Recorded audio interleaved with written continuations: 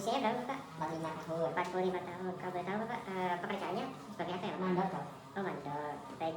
Bapak keluhan utamanya di sini seperti apa ya Pak? Ya, dari sini sesak nafas. Sesak nafas. Ya, Kita sama batuk juga dokter. oh batuk, baik. Batuknya itu ada dahaknya atau enggak? Iya, betul Pak. Oh berdahak. Bisa dijelaskan dahaknya seperti apa Bapak? Kental dokter makanya, warnanya putih. Ada darahnya Bapak? Enggak ada. Oke. Itu udah sejak kapan Bapak ya? 3 hari yang lalu dokter. Sejak 3 hari yang lalu. Itu sesaknya itu rasanya di bagian mana? Di dada. Di bagian dada. Itu apakah terasa nyeri atau tidak Bapak? Enggak nyeri dokter. Kalau boleh tahu ini bertambah parah saat ngapain ya Bapak ya? Biasanya waktu kerja di dokter sama kalau kena debu kan daerahnya terkena debu. Oh baik. Ini berkurangnya pas ngapain Bapak? Istirahat. Saat istirahat. Bapak udah mengonsumsi obat sebelumnya?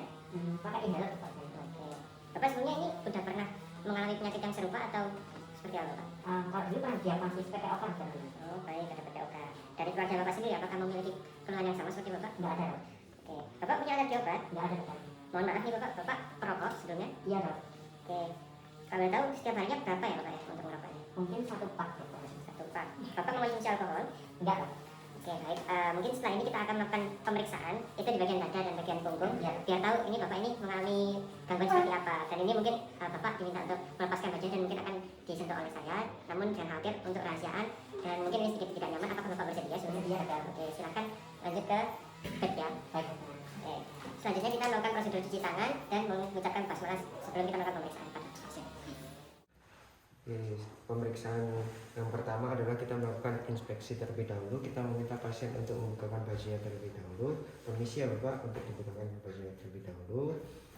Setelah sudah kita lakukan inspeksi, kita melihat dari rongga dadanya pasien, apakah terdapat sianosis pada dadanya pasien dari hidung maupun mulutnya itu terdapat sianosis, dan karena pasiennya ini sedang batuk berdahak, kita lihat dari sekutumnya itu berwarna putih kental. Lalu selanjutnya kita lihat bentuknya itu adanya deformitas, adanya bekas dari operasi ataupun dari rongga dadanya itu tidak simetris. Lalu kita melakukan inspeksi, melihat apakah dia itu secara normal melakukan inspirasi atau dia itu adanya abnormalitasnya.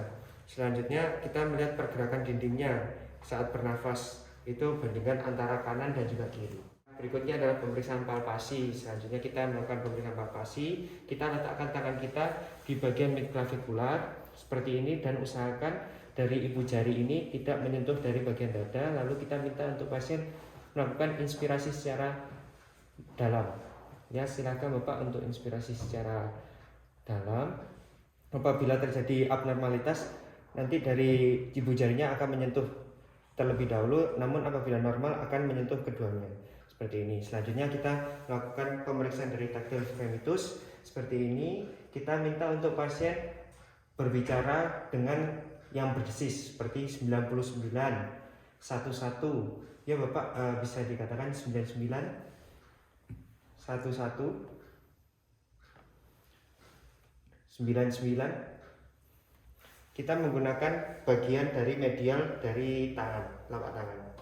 Selanjutnya adalah pemeriksaan perkusi. Dari pemeriksaan perkusi ini kita letakkan tangan kiri di sela-sela iga secara halus, lalu kita menggunakan tangan kanan untuk mengetukkan dan menggunakan jari telunjuk ataupun jari tengah dan menggunakan pergerakan tangan.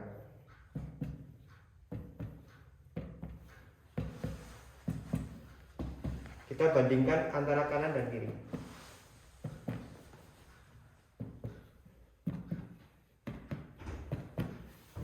Seperti itu, dan biasanya berbunyi sonor ya. Apabila dia tidak hipersonor itu menandakan adanya suatu abnormalitas dan itu menandakan adanya PPOK ataupun emfisema. Pemeriksaan auskultasi. Dari auskultasi ini kita menggunakan dari diafragma.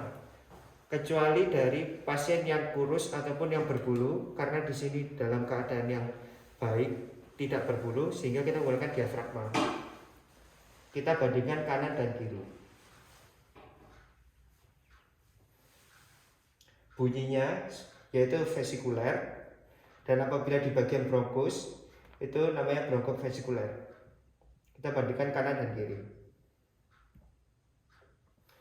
Kita dengarkan apakah ada suara tambahan seperti rongki ataupun wheezing. Setelah sudah kita memeriksa di bagian anterior, kita lanjut ke bagian posterior. Ya, kita melakukan pemeriksaan di bagian posterior. Kita yang pertama yaitu dari inspeksi, kita melihat dari rongga dadanya itu adanya kelainan, deformitas atau bekas operasi, dan apakah adanya tanda sianosis dari pasien. Selanjutnya adalah kita menghitung frekuensi, karena di awal tadi sebenarnya sudah dihitung frekuensinya. Ini sekitar 24 kali per menit. Dan selanjutnya kita bandingkan pergerakan dindingnya, bagian kanan dan bagian kiri, apakah dia terjadi perbedaan atau tidak. Selanjutnya yaitu melakukan pemeriksaan palpasi, yaitu kita menggunakan teknik yang sama seperti ini. Kalau bisa dari ibu jarinya diusahakan jangan menempel untuk melihat apakah adanya perbedaan atau tidak. Apabila normal, kedua ibu jari ini akan menempel secara bersamaan, namun apabila ada abnormal, ibu jari ini akan menempel secara berbeda. Selanjutnya kita melakukan pemeriksaan dari tactile fremitus, yaitu caranya sama, kita menggunakan bagian medial dari telapak tangan. Kita minta pasien untuk berbicara yang berdesis. Ya, Bapak tolong bisa mengikuti apa yang saya katakan. 99 11. Kita dengarkan apakah adanya peningkatan getaran ataupun ada penurunan dari getaran. Selanjutnya adalah kita melakukan pemeriksaan perkusi. Caranya sama, kita menggunakan tangan kiri secara halus, lalu kita ketukkan menggunakan tangan kanan, bisa menggunakan jari telunjuk ataupun jari tengah dengan melakukan pergerakan tangan.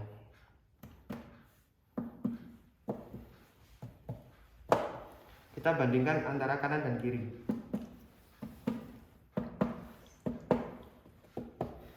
Dan biasanya berbunyi sonor ya, namun apabila ada hipersonor itu ada indikasi lain. Selanjutnya adalah kita melakukan pemeriksaan auskultasi. Kita menggunakan diafragma sama, kita dengarkan dan bandingkan antara kanan dan kiri.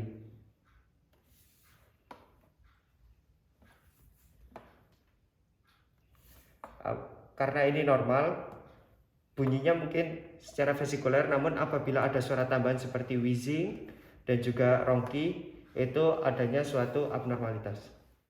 Oke, baik. Setelah kita melakukan berbagai pemeriksaan yang telah kita lakukan, yaitu dari inspeksi, kita lihat dari bentuk rongga dadanya itu normal, lalu tidak ditemukan sianosis, namun dari pasiennya ini batunya berdahak, dan sputumnya itu kental berwarna putih, tidak ada darah. Untuk irama dan frekuensi pernafasannya itu 24 kali per menit, dan ini cenderung cepat ya, atau cenderung ke arah tachypnea. Dan pergerakan toraksnya masih normal, tidak ada yang tertinggal. Lalu untuk palpasi dari tactile fremitusnya itu normal, tidak ada bekas operasi dan masih dalam batas normal. Namun pada perkusi ditemukan adanya hipersonor. Bunyi hipersonor yang menunjukkan adanya penurunan densitas pada area yang diperiksa. Itu bisa menandakan adanya PPOK, emfisema, dan juga pneumotoraks. Di bagian auskultasi sendiri, ini ditemukan vesikuler di sepanjang ekspirasi dan didapatkan suara tambahan berupa wheezing atau mengi seperti seruling karena adanya mungkin dari penyempitan saluran nafas. Oke, selanjutnya itu kita melakukan interpretasi hasil kepada pasien. Ya Bapak, setelah kita melakukan pemeriksaan fisik, pernafasan, untuk working diagnosisnya atau definisinya Bapak ini mungkin mengalami asma ringan, dan kemungkinan karena adanya faktor dari Bapak kan ini mandor, mungkin karena adanya debu yang masuk sehingga ini Bapak mengalami kambuhan gitu. Untuk diagnosis bandingnya ini bisa PPOK, emfisema ataupun dari pneumotoraks. Nah, nanti ini saya akan kasih resep berupa oksigen nasal kanul, lalu kita berikan Ventolin inhaler, dan juga saya akan memonitor sekitar 1 jam lalu melakukan pemeriksaan fisik kembali Bapak. Dan untuk demi kesembuhannya Bapak, mungkin dari rokoknya bisa dikurangi terlebih dahulu atau dihentikan. Selanjutnya itu saat bekerja mungkin menghindari dari debu-debu atau memakai masker untuk mengurangi debu yang masuk ke pernafasannya Bapak. Dan selalu sedia inhaler kapanpun dan dimanapun. Dan mungkin apabila sesaknya itu semakin parah dan tidak membaik, setelah itu nanti Bapak bisa kontrol kembali tentunya. Apakah ada yang ditanyakan Bapak? Cukup. Oke, terima kasih Bapak. Semoga Bapak cepat sembuh dan jangan lupa untuk obatnya selalu sedia ya Bapak ya. Oke, terima kasih. Lalu setelah itu kita melakukan prosedur digital.